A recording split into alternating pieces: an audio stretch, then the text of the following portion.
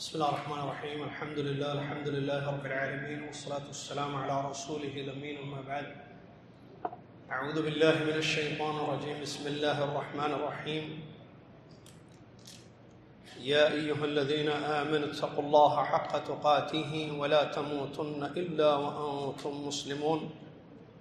يا أيها الناس اتقوا ربكم الذي خلقكم من نفس واحدة وخلق منها زوجها وبث منهما رجالا كثيرا ونساء، واتقوا الله الذي تساءلون به والأرحام إن الله كان عليكم رقيبا. يا أيها الذين آمنوا اتقوا الله وقولوا قولا سديدا يصلح لكم أعمالكم ويغفر لكم ذنوبكم، ومن يطع الله ورسوله فقد فاز فوزا عظيما.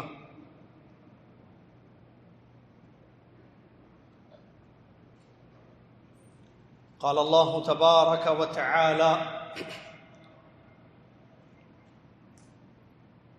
أولم نعمركم ما يتذكر فيه من تذكر وجاءكم النذير فذوقوا فما للظالمين من نصير.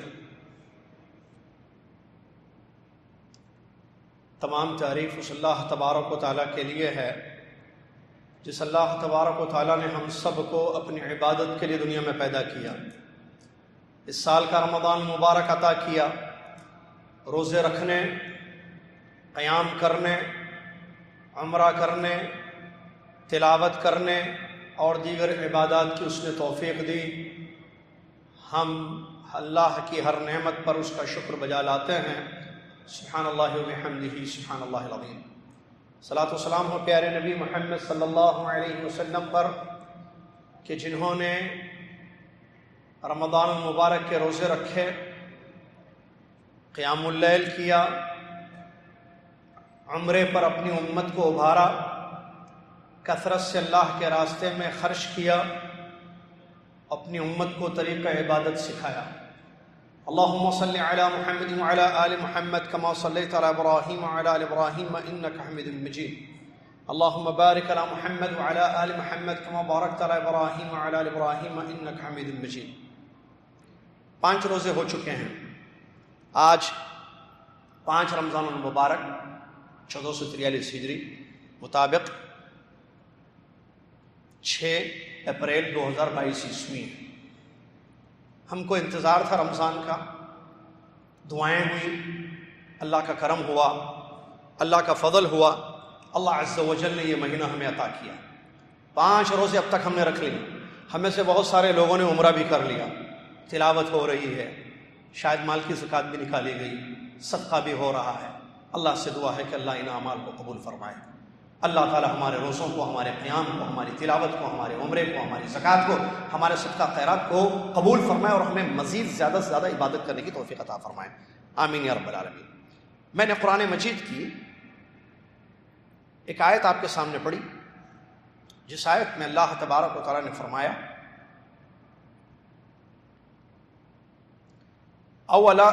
اولم نعمرکم ما يتذکر فیہ من تذکر وجاءکم النذیر۔ سورہ فاطر کی آیت ہے۔ اللہ رب العالمین ارشاد فرماتا ہے، کیا ہم نے اولم نعمرکم ما يتذکر فیہ من تذکر وجاءکم النذیر،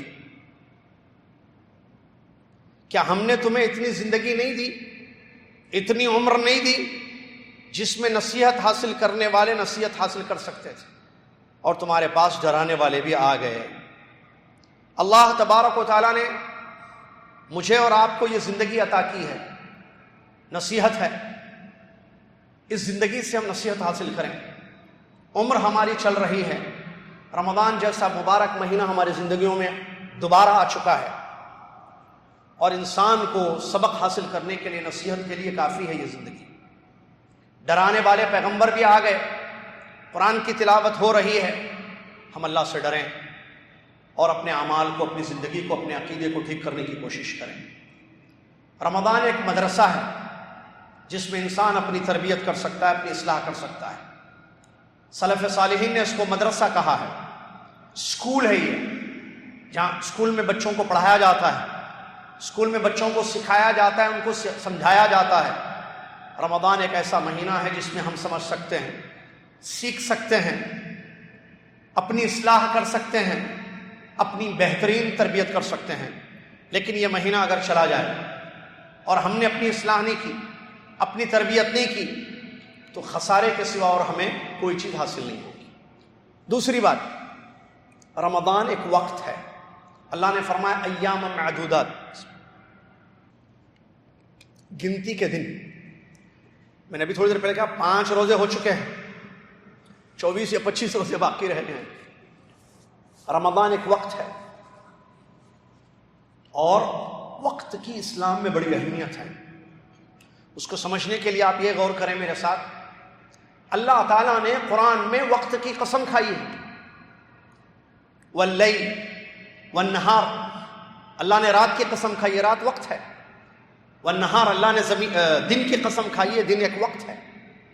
والفجر، اللہ نے فجر کی وقت کھائی ہے، فجر ایک وقت کا نام ہے۔ والعصر، اللہ نے عصر کی زمانے کی قسم کھائی ہے جو وقت ہے۔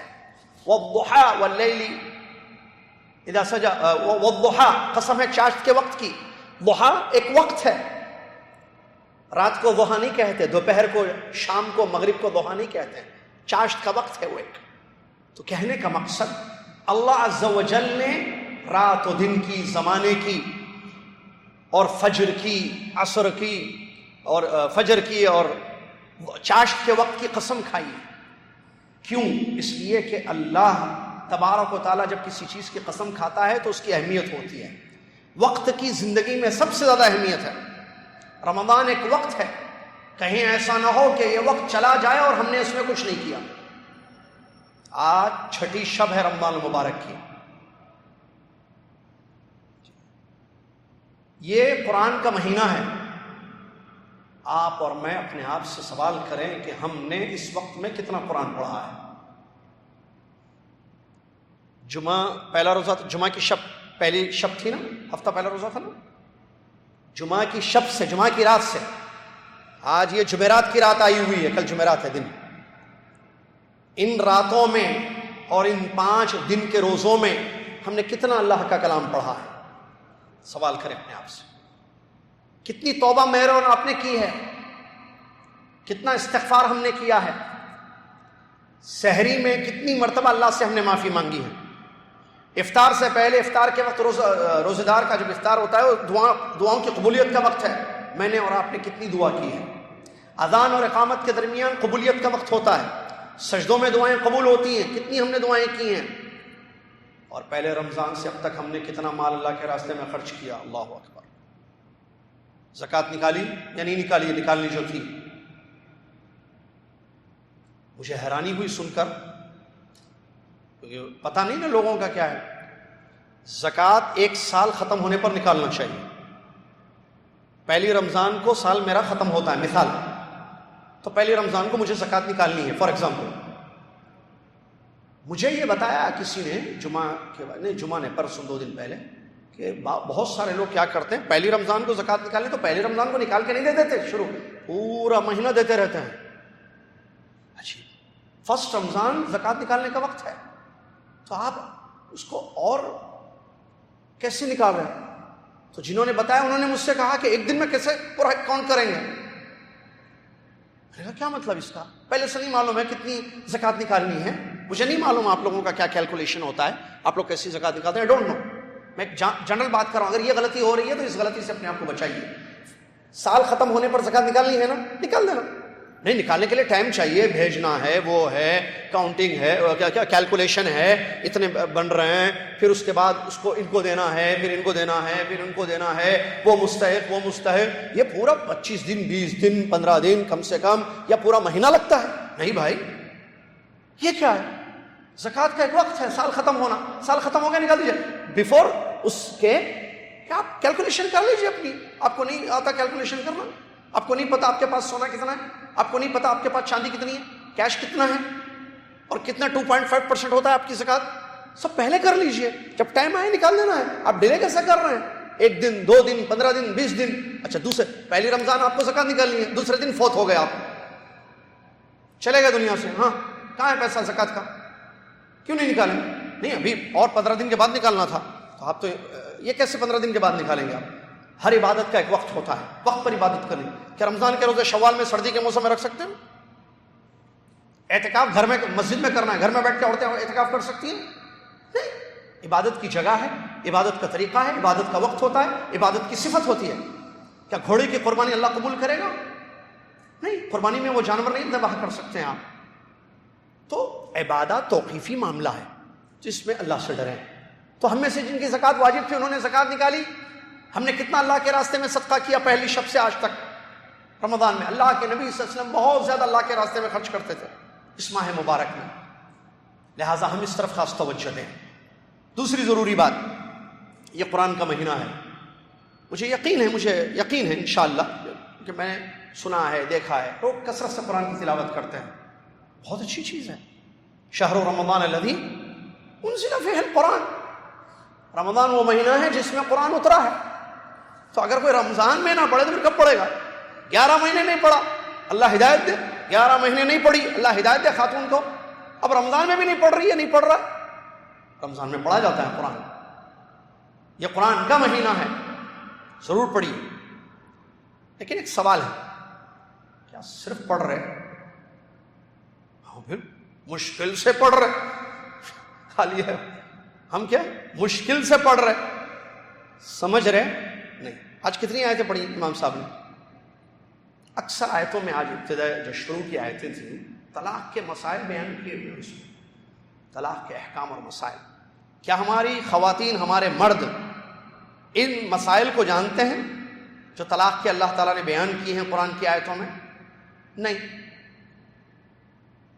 کیوں؟ ہم صرف تلاوت کرتے ہیں۔ دیکھیے قرآن اس لیے نہیں اترا کہ ہم صرف تلاوت کریں۔ میں ایک سوال کرتا ہوں آپ سے، سمجھیے، سوال نہیں، سوال بعد میں کروں گا۔ قرآن کس لیے اترا ہے؟ کیا وجہ ہے قرآن کے نازل ہونے کی؟ قرآن رمضان میں اترا ہے نا، کیوں؟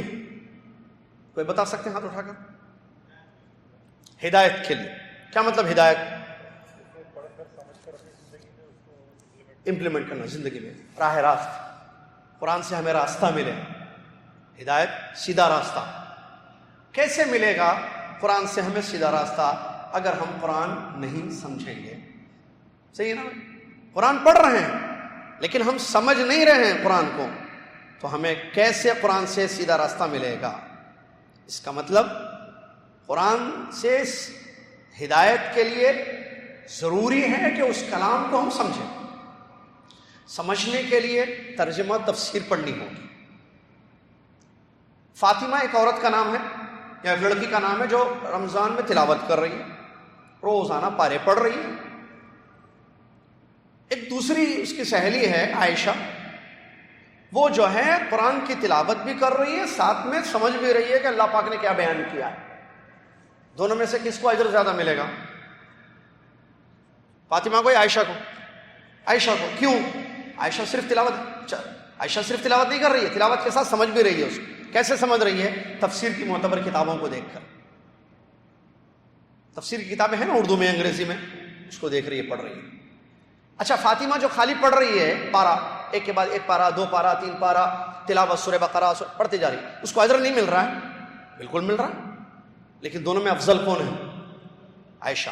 دوسرا سوال میں کروں، فاطمہ عائشہ دونوں پڑھ رہی ہیں، فاطمہ صرف پڑھ رہی ہے، عائشہ سمجھ رہی ہے، راستہ کس کو ملے گا؟ فاطمہ کو یا عائشہ کو؟ ہدایت کس کو ہوگی؟ یہ ہے پوائنٹ، ہدایت کس کو ملے گی؟ عائشہ کو۔ فاطمہ کو کیوں نہیں ہدایت مل رہی؟ پڑھ رہی ہے، عربی نہیں آتی اس کو عربی زبان نہیں آتی ہے، یا عربی زبان تو آتی ہے لیکن تفسیر نہیں معلوم آیت کی۔ صرف لینگویج آنا کافی نہیں ہے، یاد رکھنا۔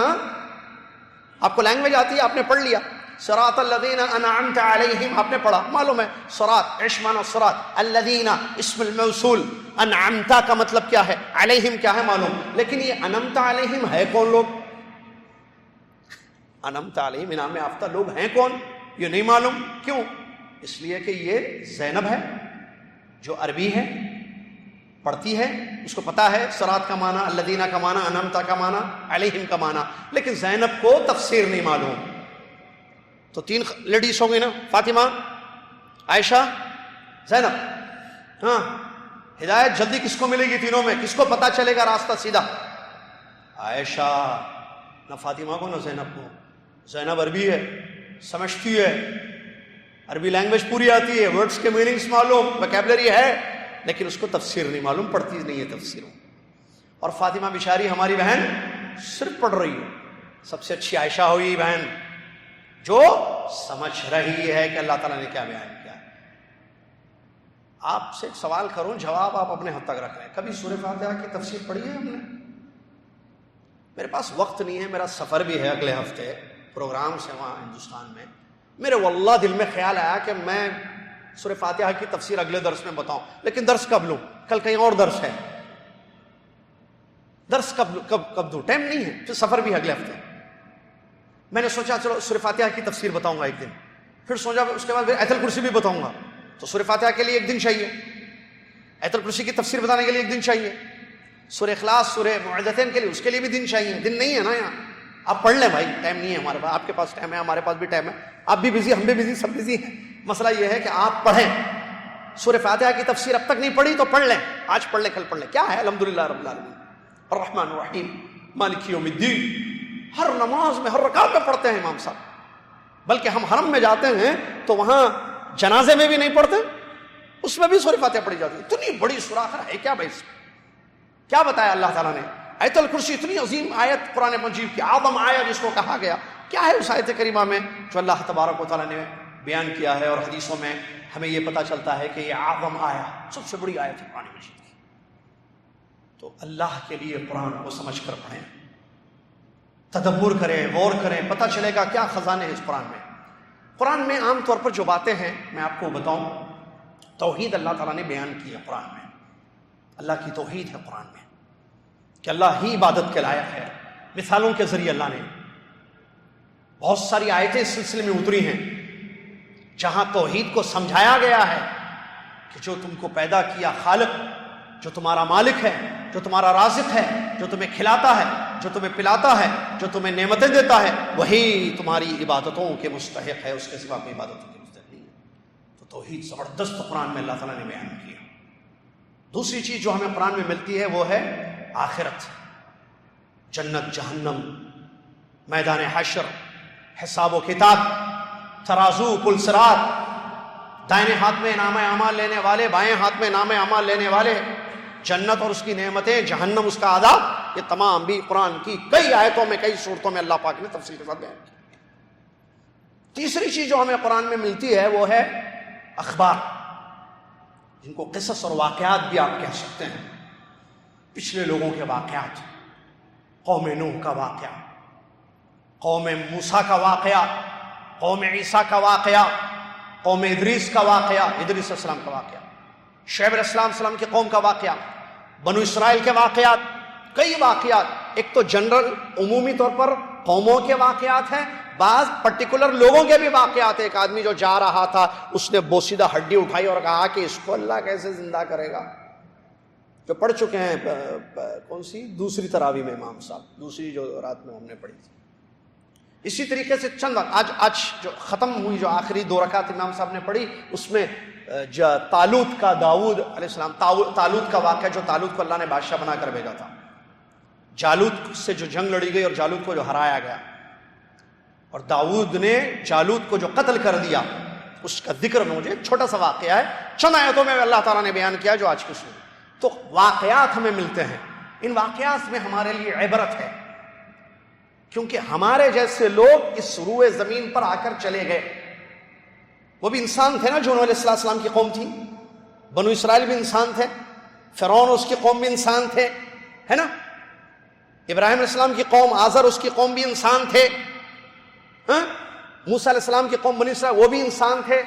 تو ہمارے جیسے انسان اس روئے زمین پر آ کر گئے. ان کے واقعات کو اللہ نے ہمیں بیان کیا ہے قرآن میں، جو ہم پڑھ رہے ہیں تلاوت میں یا امام صاحب کی زبانی تراویح میں سن رہے ہیں، آگے بھی سنیں گے، تہجد میں بھی سنیں گے. تو ان واقعات کا خلاصہ یہ ہے کہ ان میں سے جو ایمان لائے، یہ جو قومیں گزری، ان کے پاس بھی پیغمبر آئے.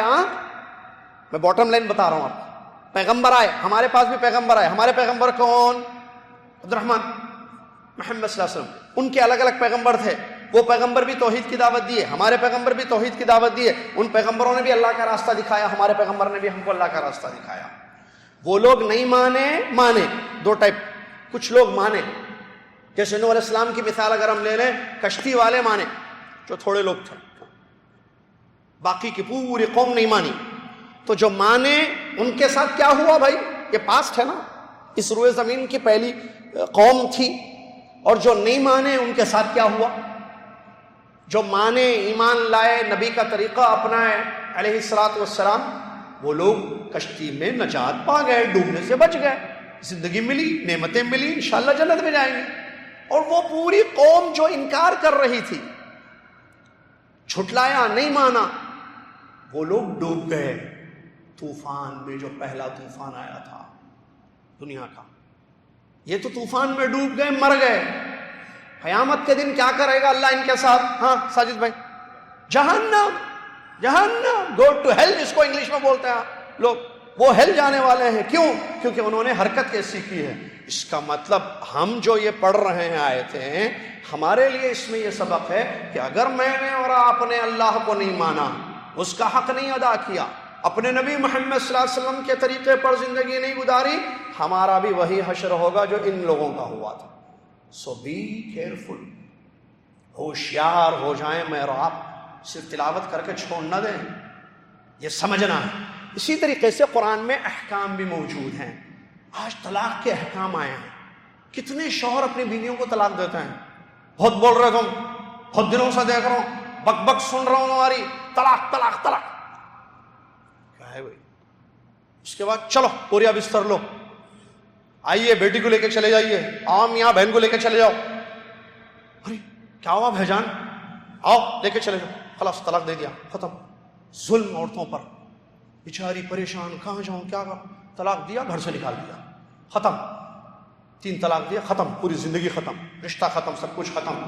اللہ پاک نے قرآن میں طلاق کے احکام بیان کیے ہیں، دودھ پلانے کے احکام ہیں، رضاعت کے احکام، وراثت کے احکام موجود ہیں، روزوں کے احکام ہیں، حج کے احکام ہیں، عمرے کے احکام ہیں۔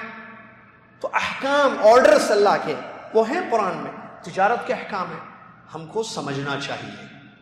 طلاق حرام نہیں ہے، اور وہ جو بولتے ہیں نا اللہ کے حلال کردہ چیزوں میں ناپسندیدہ چیز، غلط۔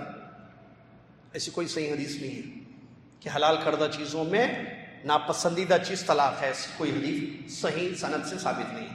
طلاق ہے اپنی جگہ، مجبوری میں آپ اپنی اہلیہ کو جو ہے طلاق دے سکتے ہیں، لیکن شریعت نے اس کے لیے احکام مرتب کیے ہیں۔ کیا کسی شوہر کو پتہ ہے وہ احکام؟ نہیں معلوم۔ نکاح، شادی، احکام نہیں معلوم ہے۔ احکام نہیں معلوم ہونے کی وجہ سے غلطیاں کرتے ہیں شوہر، بعد میں پچھتاتے ہیں، روتے ہیں، فتوے طلب کرتے ہیں۔ ہاں ادھر سے فتویٰ، ادھر سے آسانی سے کہاں فتویٰ ملے گا؟ میری بیوی کو غصے میں بول دیا، واپس رکھنا ہے۔ ایک بار نہیں، 2 بار نہیں، کیسے کیسے واقعات بھائی، طلاق دیتے رہتا ہے۔ پچھلے سال 3-4 مرتبہ دے دیا، اس سے پہلے 4 سال پہلے 5-6 مرتبہ دے دیا۔ وہ شادی سے شروع میں بھی جھگڑا ہوا تھا، جب بھی دیا، کاؤنٹ ہی نہیں ہے بھائی، دیتے جا رہا طلاق۔ بیوی کہہ رہی ہے مجھے یاد ہی نہیں ہے کتنی مرتبہ انہوں نے طلاق دیا۔ ہاں بھائی تمہارا کیا مسئلہ کتنا؟ اور بہت غصہ آتا ہے، یہ ستاتی ہے، پریشان کرتی ہے، میں دیتے جاتا ہوں طلاق اس کو۔ اب کہاں رشتہ ہے، باقی ہے نہیں ہے؟ عجیب مسئلے مسائل ہیں، ان کی زندگیاں کیسی گزری جا رہی ہیں۔ اللہ سے ڈریں، بیویوں پر ظلم نہ کریں، ان کو اللہ کا نام لے کر آپ نے حلال کیا ہے، شریعت کا مطالعہ کریں۔ یہ رمضان کا مہینہ ہے، تربیت کا مہینہ ہے، اصلاح کا مہینہ ہے، قرآن ہم پڑھ رہے ہیں، تھوڑا سمجھ کر پڑھنے کی کوشش کریں۔ آخر اللہ تعالیٰ نے کیا احکام بیان کیے ہیں، شوہر کے حقوق کو جانیں، بچوں کے جو دودھ پلانے کے مسائل ہے اس کو سمجھیں۔ وراثت کے، خیر وراثت کی آیتوں تو نہیں پڑھی آج امام صاحب نے، لیکن بتا رہا ہوں میں، وراثت کے سلسلے میں آیتیں موجود ہیں۔ شوہر کا کتنا حصہ، بیوی کا کتنا حصہ، ان کا وراثت سے بھی محروم کر دیں۔ نہیں پتہ مسئلہ ہے، زندگی میں لڑ لینا نہیں، اختلافات نہیں کرنا، کھٹ وصیت بناتے، آؤ نوٹری بناتے، وہ کرتے کورٹ کچہری سے، بیٹے کو اتنا، بیٹی کو اتنا، نہیں اس کا شوہر بہت مالدار ہے اس کو نہیں دینا، کیوں؟ نہیں بہت اچھی شادی کر دی، ہم بہت زیادہ خرچہ کر دی، وہ اس بیٹی کی شادی میں جو ہے لاکھوں خرچہ ہم نے کر دیے، خلاص اس کو کٹ کر دو، اس کو ضرورت نہیں ہے۔ ہاں یہ غریب ہے بیٹا، اس کی نوکری کم ہے، بچے بھی زیادہ ہیں، اس کو ذرا زیادہ دے دینا، پورا لکھ کر اس کو ڈاکومنٹ کر کے اس کو جو ہے ٹھپے اپے مار کے دے کے چلے آ رہے، لڑ لینا نہیں، ہاں چلے گئے، ختم دنیا سے. جب شریعت سے اس کو ٹائی کرتے کیا بولتے اس کو دیکھ رہے ارے پوری گڑبڑ ہے. پہلی بار زندگی میں کوئی ماں وراثت تقسیم ہو ہی نہیں سکتی ہے. وراثت کی تقسیم کے لیے موت شرط ہے. آپ ہدیہ دے سکتے ہیں وہ تو برابر دینا پڑے گا. وراثت کے احکام کچھ اور ہی ہیں جو قرآن کی آیتوں میں پڑھایا بیان کیے گئے ہیں. اللہ اکبر. کیا پتا ہے ہمیں؟ نہیں پتا ہے. کیوں؟ ہم پڑھتے نا خالی قرآن, ہم کو کیا معلوم؟ سورہ فاتحہ نہیں معلوم آپ وراثت بول رہے ہیں. آیت الکرسی آج تک نہیں معلوم ہم کو, آپ وراثت کے احکام پوچھ رہے ہیں ہم سے. یہ حال ہے ہم لوگوں کا. دنیا کی ساری چیزیں معلوم ہیں. تو میں یہ کہنا چاہتا ہوں وقت ہے یہ رمضان کا, جب تلاوت ہو رہی ہے تو ذرا قرآن کو سمجھ کر پڑھیں. ہم ایک پارہ میں نے آج پڑھا مثال کے طور پر. اس پورے پارے میں اللہ پاک نے کیا بات بیان کی ہے, اس کو پڑھیں, دیکھیے. اس کے لیے وقت ہے, اس کو صحیح یوٹیلائز کرنا ہے. تفسیر ہے, پڑھ کے دیکھیں خلاصہ کیا ہے قرآن میں. ذرا ترجمہ دیکھ لیں, ذرا تفسیر دیکھ لیں. حافظ ابن کثیر رحمۃ اللہ علیہ کی تفسیر دیکھ لیں, آسان زبان میں موجود ہے, اردو میں, انگریزی میں. تو ہمیں معلوم ہوگا کہ اللہ تعالیٰ نے قرآن میں کیا بیان کیا ہے. اللہ مجھے اور آپ کو اور دنیا کے مسلمانوں کو سمجھتے ہیں. وقت ختم ہوتا جا رہا ہے. آج 5واں روزہ ختم ہو گیا, کل 6ٹھا ختم ہوگا, پھر 10, پھر 15, پھر 20, پھر آخری عشرہ, پھر عید ختم. رمضان کیسا جا رہا ہے رمضان آپ کا؟ آپ بہتر سمجھتے. میرا رمضان کیسے گزر رہا ہے مجھے معلوم ہے. آج فجر سے اب تک تراویح تک میں نے کیا کیا ہے, آئی نو, مجھے معلوم ہے میں نے کیا کیا کیا. آپ کو معلوم ہے آپ نے کیا کیا کیا, کیا کر رہے ہیں ہم؟ جو کرنا ہے وہ کر رہے ہیں یا نہیں؟ زیادہ جو کرنا ہے, کہیں وقت ہمارا ضائع تو نہیں ہو رہا ہے صبح سے شام تک, رات تک. اپنے وقت کی حفاظت کریں, رمضان ضائع نہ ہو. بخشوا لیں اپنے آپ کو, کہیں پکڑا نہ جائے ہمیں. نہیں بخشش ہوگی تو اللہ کے یہاں پکڑ سخت ہوگی. اپنے بچوں کی اصلاح کریں, اپنی بیویوں کی اصلاح کریں, اپنے شوہروں کی اصلاح کریں. اللہ کا ڈر اپنے دلوں میں پیدا کریں. روزے دار کے کچھ اخلاق ہوتے ہیں. روزے داروں کے کچھ اخلاق ہیں جو میں نے مختصر نوٹ کیے ہیں, سن لیجئے. نمبر 1, روزے دار صبر کرنے والا ہوتا ہے. روزے دار صبر کرنے والا ہے. صبر کی 3 قسمیں اس کی زندگی میں ہوتی ہیں. کیا ہے صبر کی 3 قسمیں؟ نمبر 1, اللہ کی اطاعت کرتے ہوئے صبر کرتا ہے. سخت گرمی میں روزہ رکھ رہے ہیں, نہیں ہے, ڈیوٹیاں جا رہے ہیں, بچوں کو پک کر رہے ہیں, ڈراپ کر رہے ہیں, ڈیوٹیاں کر رہے ہیں گرمی میں, اللہ کی اطاعت کر رہے ہیں, پیاس کو بھوک کو برداشت کر رہے ہیں. یہ ہے صبر علی طاعت اللہ. نمبر 2, گناہوں سے بچتے ہوئے صبر. خواہشات ہو رہی ہیں لیکن ہم اپنے آپ کو روک رہے ہیں نافرمانی سے. روزہ توڑنا گناہ ہے, ہم روزہ نہیں توڑ رہے اپنا. ہم چپکے سے روزہ توڑ لیں, کسی کو نہیں معلوم ہوگا کہ ہمارا روزہ چلا گیا. چپکے سے اندر جا کے کمرے میں پانی پی لیں, پیاس بجھا لیں, کسی کو نہیں معلوم ہوگا کہ روزہ ہمارا ٹوٹ گیا ہے. لیکن ہم نہیں پی رہے ہیں, ہم اس گناہ سے اپنے آپ کو بچا رہے ہیں. یہ بھی صبر ہے. تیسری قسم صبر کی ہے اللہ کی تقدیروں پر صبر کرنا. کہ اللہ کی تقدیر تھی کہ گرمی بڑھ رہی ہے, شدت ہو رہی ہے, یہ سب مقدر چیزیں ہیں, ہم اس پر بھی صبر کر رہے ہیں.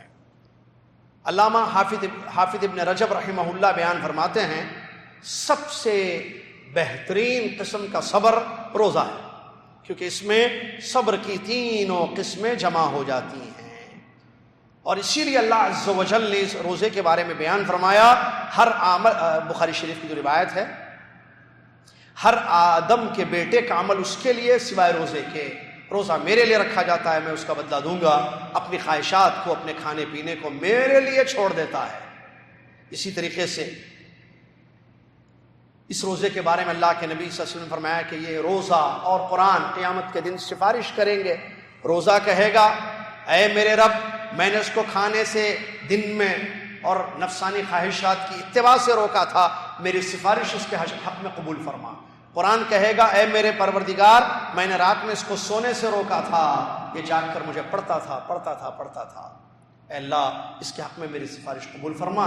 دونوں کی سفارشیں, ہمارے روزوں کی سفارش, ہمارے قرآن کی سفارش تلاوت کی قبول کی جائے گی. مسلم احمد کی حدیث ہے. اسی طریقے سے روزہ ہمیں سچائی سکھاتا ہے, صدق. روزے دار کی ایک اہم کوالٹی, اہم صفت ہے کہ وہ سچا ہوتا ہے. میں کہوں روزے دار کیا مومن سچا ہوتا ہے؟ دنیا کا سب سے بڑا سچ مومن نے کہا کیا ہے وہ؟ لا الہ الا اللہ. سب سے بڑا سچ ہے, اللہ کے سوا کوئی عبادت کے لائق نہیں ہے. اب ایسا کہنے والا جھوٹ کیسے بولے گا؟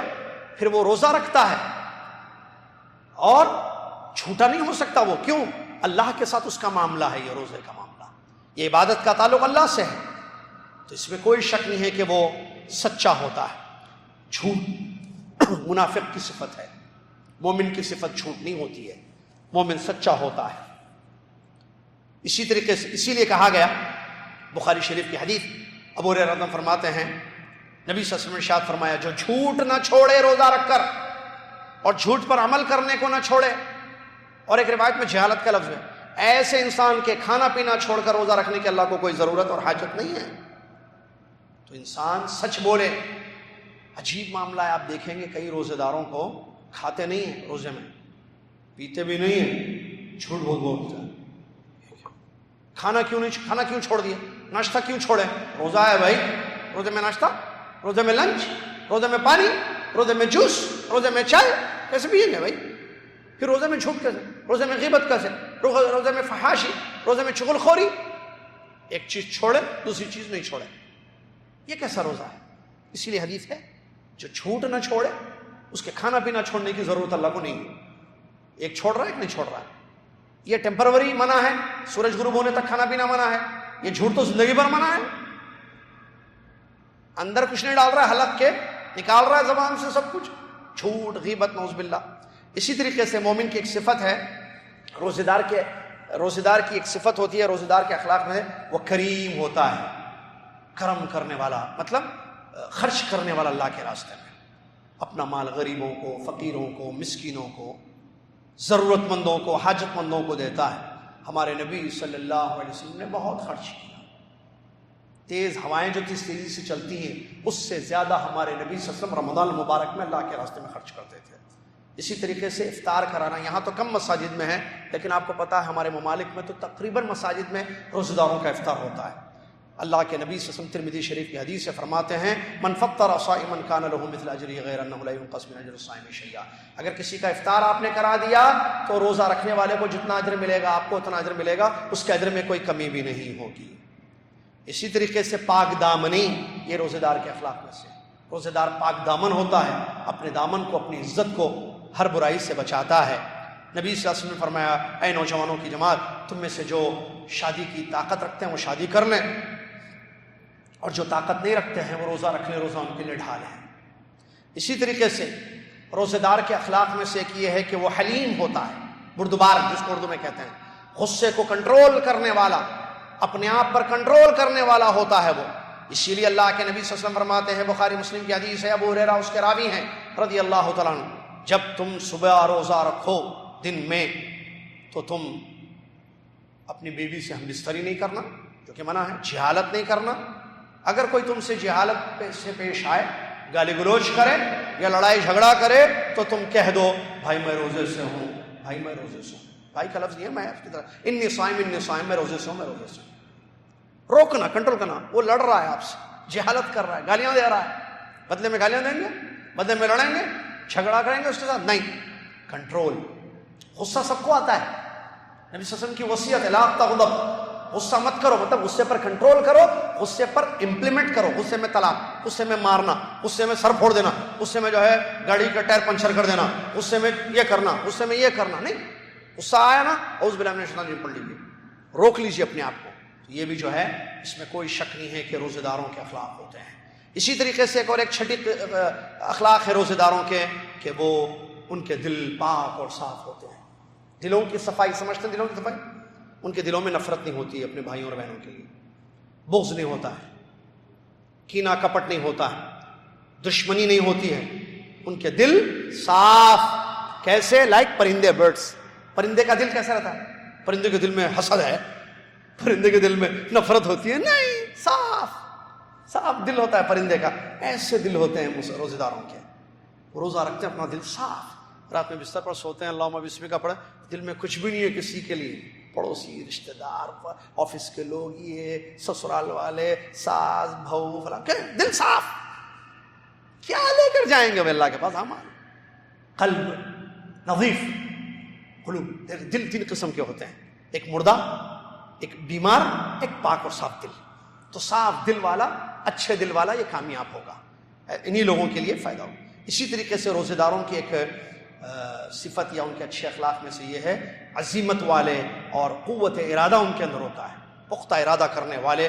وہ لوگ ہوتے ہیں، کیا ان کے اندر عزم ہوتا ہے؟ اپنے رب کو راضی کرنا ہے، قوی ارادہ ہوتا ہے کہ میں روزہ رکھوں گا، عبادتیں کروں گا، اپنے رب کو راضی کروں گا، اس کے لیے لگ جاتے ہیں، جستجو کرتے ہیں اور اپنے رب کو راضی کر لیتے ہیں۔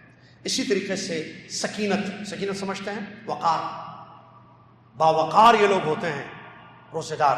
آپ دیکھیں گے روزے دار جب جائے گا، آئے گا، بیٹھے گا، اٹھے گا، باوقار اس کی شخصیت ہوتی ہے، سکینت اس پر طاری ہوگی، اس میں کوئی شک نہیں ہے کہ یہ روزے دار کے اخلاق ہیں۔ اسی طریقے سے غیبت، فحاشی، برائیوں کو سے دور رہنے والا روزے دار ہوتا ہے، جہاں بھی غیبت ہوتی ہے وہاں بیٹھتا ہی نہیں ہے، جھوٹ نہیں بولتا ہے، اور فحاشی اس کی زندگی میں نہیں ہوتی۔ یہ سب جو ہے روزے دار کے اخلاق ہوتے ہیں۔ یہ چند اخلاق تھے جو آپ کی خدمت میں پیش کیے گئے۔ خلاصہ یہی ہے، وقت بڑی تیزی سے ختم ہو رہا ہے، آپ اور میں اللہ سے ڈریں، اور دو تین باتیں میں نے ملی جلی بتائی ہیں آپ کو۔ نمبر 1، یہ عمر کا یہ حصہ پھر نہیں آئے گا، اس کی قدر کریں، اللہ تعالیٰ پوچھے گا، وقت کی قسم اللہ نے کھائی ہے تو وقت کی قدر کریں، اس کا صحیح استعمال کریں۔ دوسری چیز، قرآن کا حق ادا کریں، صرف تلاوت حق نہیں ہے بلکہ اس کو سمجھنا اور اس پر عمل کرنا۔ جب سمجھیں گے تو عمل کرنے میں آسانی ہوگی۔ تو قرآن کی تفسیر ذرا دیکھیں اور پڑھیں، یا اہل علم جو علماء جو بیان کرتے ہیں، بعض علماء نہیں ہوتے ہیں وہ تفسیر بیان کرتے ہیں۔ قرآن کی کلاسز رمضان میں بہت چلتی ہیں، آپ نے دیکھا ہوگا، اب پتہ نہیں کلاس کون لے رہی ہے، کون لے رہا ہے، کیا بیان کیا جا رہا ہے، مجھے نہیں معلوم تفصیلات، میں آپ کو وارن کر رہا ہوں، بتا رہا ہوں کہ کلاسز کا یہ مطلب نہیں ہے قرآن کی کلاس، وہ سال بھر قرآن سمجھنا ہے۔ اگر قرآن پڑھانے والی عالمہ ہے، فاضلہ ہے، فاہمہ ہے، جانتی ہے تفسیر کو تو ٹھیک، نہیں جانتی ہے، صرف جذبے میں عورتوں کو جمع کرنا، میں سناؤں گی آپ سنیے، کیا سنائیں گی آپ؟ بھائی ٹھیک ہے، میں سننے تیار ہوں، کیا سنائیں گی؟ آپ نے کسی سے سن کر سنایا ہے یا خود سنا رہی ہیں؟ خود سنا رہی ہیں تو کیا سنائیں گی آپ؟ مسئلہ ہے نا سنیں، اس پر خاص توجہ دی جائے، ٹھیک ہے؟ ہم قرآن کو سمجھ کر پڑھنے کو۔ تیسری چیز، روزے دار کے جو اخلاق ہوتے ہیں جو میں نے مختصر بیان کیا، یہ اپنے اندر پیدا کرنے کی کوشش کریں۔ اللہ سے میری دعا ہے اللہ ہماری عبادتوں کو قبول فرمائے، اللہ عز و جل لغزشوں کو اور گناہوں کو معاف کر دے، اور ہم سب کو جو ہے توفیق دے کہ ہم جنت میں اپنا مقام بنائیں اور جہنم سے اپنی گردنوں کو، اپنے گھر والوں کی گردنوں کو آزاد کر دیں، آمین۔ ایک دو مسئلے تھے جو بتانا مناسب سمجھا، بھول گیا تھا میں، مطلب مسئلے صرف تراویح جو ہے، اگر کسی کی عشاء چھوڑ جائے، وہ تراویح میں آ جائے تو عشاء کی نیت سے وہ تراویح میں شامل ہو سکتا ہے۔ امام صاحب 2 رکعت پہ سلام پھیر دیں گے تو اٹھ کر وہ جو ہے اپنی تیسری چوتھی رکعت مکمل کرے گا۔ یہ اس صورت میں جب چھوٹ جائے، کوشش کرے نہیں چھوڑے، آپ کو پتہ ہے اتنے بجے اذان ہو رہی ہے، آ جائیے مسجد، ختم، ٹھیک ہے؟ اسی طریقے سے ایک مسئلہ یہ ہے کہ وطر میں جو دعائیں ہوتی ہیں، کیا ہاتھ جب اٹھاتے ہیں ہم تو ہاتھوں کو چہروں پر پھیرنا چاہیے یا چھوڑ دیں ہم؟ ہاتھوں کو چہروں پر پھیرنے والی کوئی صحیح حدیث نہیں ہے، تو آپ ہاتھ بے شک اٹھائیں، اس کے بعد چھوڑ دیں، دعا گرے گی نہیں انشاءاللہ، بے فکر رہیے، لیکن چہروں پر پھیرنا یہ حدیثوں سے ثابت نہیں ہے۔ ایک مسئلہ، وطر کے بعد اگر ہم کچھ سنت پڑھنا چاہیں، 2 رکعت 4 رکعت پڑھ سکتے ہیں یا نہیں؟ پڑھ سکتے ہیں، صحیح مسلم کی حدیث ہے، اللہ کے نبی صلی اللہ علیہ وسلم نے وطر کے بعد بھی سنت پڑھی ہے، وطر کے بعد بھی سنت پڑھی ہے۔ اور کیا مسئلہ تھا؟ قرآن لے کر جو ہے کھڑے ہوتے ہیں اور دیکھتے رہتے ہیں کہ کون سا پارہ پڑھ رہے ہیں امام صاحب، کون سی آیتیں پڑھ رہے ہیں، اس میں حرکت زیادہ ہوتی ہے اور یہ بلا وجہ حرکت ہے۔ کیا ضرورت ہے آپ پیچھے قرآن لے کر بیٹھ رہے ہیں، امام صاحب پڑھ رہے ہیں، یہاں آپ کو اگر امام کو ڈر ہے، امام خود دیکھ کر پڑھ سکتے ہیں، کوئی حرج نہیں، لیکن پیچھے والے دیکھ کر پڑھنا اور اس کی کوئی حاجت نہ ہو تو اس سے اپنے آپ کو بچائیں، یہ صحیح نہیں ہے، ٹھیک ہے؟ تراویح، تہجد، تراویح کے علاوہ بھی تراویح، تہجد، قیام اللیل، صلاۃ اللیل، سب رات کی نمازیں ہیں، نام الگ الگ ہیں۔ تراویح اس لیے کہی جاتی تھی کہ کہی گئی، مشہور ہے وہ بھی، کہ 4 رکعت پر یا ہر 2 رکعت پر تھوڑی دیر کے لیے بیٹھ آرام، راحت، جس کو راحت سے تراویح نکلی ہے، اسی لیے اس کو تراویح کہا گیا۔ صلاۃ اللیل رات کی نماز، قیام اللیل رات میں قیام کرنا، سب ایک ہی عبادت کے ڈفرینٹ نیمز ہیں، تہجد بھی وہی ہے، سب ایک ہی ہے۔ رات کی نماز اول وقت پڑھ لیں عشاء کے بعد، یا لیٹ نائٹ پڑھیں، کچھ بھی پڑھیں، اس کو آپ تراویح بولیں، قیام اللیل بولیں، صلاۃ۔ اس کی بڑی فضیلت ہے تراویح کی جو ہم پڑھ رہے ہیں، اللہ قبول فرمائے۔ نبی صلی اللہ علیہ وسلم فرمایا جو امام کے ساتھ کھڑا ہو، سلام پھیرنے تک امام کے ساتھ قیام کرے، پوری رات قیام کرنے کا اس کو اجر ملتا ہے۔ آدھا پون گھنٹے کی پوری تراویح ہو رہی وطر کے ساتھ، پوری رات قیام اللیل کرنے کا ہم سب کو اجر ملے گا۔ رمضان کا ایک عمرہ کافی ہے، اگر آپ نے ایک عمرہ کیا صحیح طریقے سے، عمرے کے مسئلے بتا دیا بہت پہلے ہم نے رمضان سیریز میں، تو اللہ کے نبی صلی اللہ علیہ وسلم کے ساتھ حج کرنے کے برابر آپ کو ثواب ہوگا۔ جس کا علم نہیں ہے فتوے مت دیجیے، علماء موجود ہے، دنیا سے مر نہیں گئے ہیں علماء کرام. بہت سارے لوگ فتوے دے رہے ہیں، ہمارے پاس سوالات آتے ہیں بعد مجھ جیسے اسٹوڈنٹ کے بعد، ارے ہم کو انہوں نے یہ کہا. بھائی یو کے سے دیکھے کل آئے کوئی یو کے سے آئے، ان کو کسی نے فتوا دیا کہ نہیں آپ یہ کریں ایسے کریں، یہاں سے احرام باندھ لیں، یہ کر لیں وہ کر لیں. بھائی آپ کو جب نہیں معلوم ہے آپ مت بولیے دین کے بارے میں. ہاں آپ راستہ بتائیے، یہ روڈ جو ہے مکہ لے جائے گی، یہ روڈ مدینہ لے جائے گی، ٹھیک ہے، لیکن دین کے معاملے میں آپ مت بولیں. دین کے بارے میں دین جاننے والے بولیں گے. اسی طریقے سے خواتین بھی، جدہ کی خواتین یا جدہ کے مرد فتوے نہ دیں. آپ لوگ مفتی نہیں ہیں، نہ علماء ہیں، علماء موجود ہیں، مفتی موجود ہے، وہ فتوے دیں گے. آپ عوام کا کام فتوے دینا نہیں ہے. عوام کا کام ہے علماء کو بتانا کہ بھائی یہ عالم ہیں، یہ مفتی صاحب ہیں، یہ عالم صاحب ہیں، یہ شیخ صاحب ہیں، ان سے آپ پوچھ لیجیے، ان کو بتائیے، اسٹوڈنٹس ان کو پتہ ہے، ہم کو نہیں معلوم. احرام یہاں سے باندھ سکتے نہیں باندھ سکتے، وہاں سے باندھیں گے، کیا کریں گے، عمرہ ہوگا نہیں ہوگا وغیرہ. یہ مسائل دین کے مت بولیے. اگر اس نے غلطی کر لی آپ کے کہنے پر، قیامت کے دن آپ کے گردن پر وہ چیز آئے گی. آپ تیار ہیں لے کے جانے کے لیے اس کی غلطی کو قیامت کے دن؟ اپنی غلطیاں ہی بہت ہے بھائی، ہے نا اجازت بھائی؟ پھر لہٰذا مت فتوا دیے. بہت مسئلے بتا، میں حیران ہوں یہ کس نے کہا. ایک صاحب جو ہے، میں ایک چھوٹا سا مسئلہ بتاتا ہوں، آپ حیران ہوں گے. دیکھیے دبئی سے ایک صاحب آئے، ریاض اترے، احرام نہیں باندھے، ریاض سے پھر یہاں آ رہے، تو ایک صاحب نے فتوا دے دیا آپ دبئی سے عمرے کے لیے آئے، ہاں احرام نہیں باندھ کے آئے، ریاض آ گئے، نہیں پھر دبئی جا کے احرام باندھنا پڑتا. ارشاد ہے شیخ، انہیں ریاض اترنے سے پہلے ان کو احرام باندھنا تھا. اب بتائیے، آپ جانتے ہیں مسئلہ، میں پوچھتا ہوں، ریاض سے جب نکلیں گے تو میقات آئے گی نا رستے میں. وہ کہیں سے بھی آئے ریاض میں بھائی، عمرہ کی نیت سے، حج کی نیت سے آئے، کیا وہ ایئرپورٹ اپنے جیسے کوئی بھی کنٹری سے ایک آدمی ریاض یا دمام اتر رہا ہے، کہا احرام باندھ کے آئے گا؟ ضروری ہے اس کے لیے؟ کہاں ہے بھائی، کہاں سے لائے مسئلہ؟ ریاض والا خود، ریاض میں رہنے والے لوگ، وہ لوگ بھی وہاں سے احرام نہیں باندھیں گے، میقات سے احرام باندھیں گے. پہن لیں گے کپڑے، ایئرپورٹ پہ آئیں گے بائی فلائی، وہ الگ مسئلہ ہے، لیکن نیت میقات سے پہلے. لیکن دبئی سے آ رہا ہے، آپ کہہ رہے ہیں وہ بغیر احرام کے کیسے آ گئے؟ آپ کیا سمجھے نہیں معلوم ہے، کیا بتا رہے ہیں نہیں معلوم ہے، ان کا معاملہ. لہٰذا اس طرف خاص توجہ دیں، مت بولیں دین کے معاملے میں. علماء کرام موجود ہیں، اللہ ان کو حیات دے، صحت دے. جزاکم اللہ خیر. کفارۃ المجلس پڑھے، دعاؤں میں یاد رکھیں. سبحانک اللہم و بحمدک، اشہد ان لا الہ الا انت، استغفرک و اتوب الیک. السلام علیکم و رحمۃ اللہ وبرکاتہ.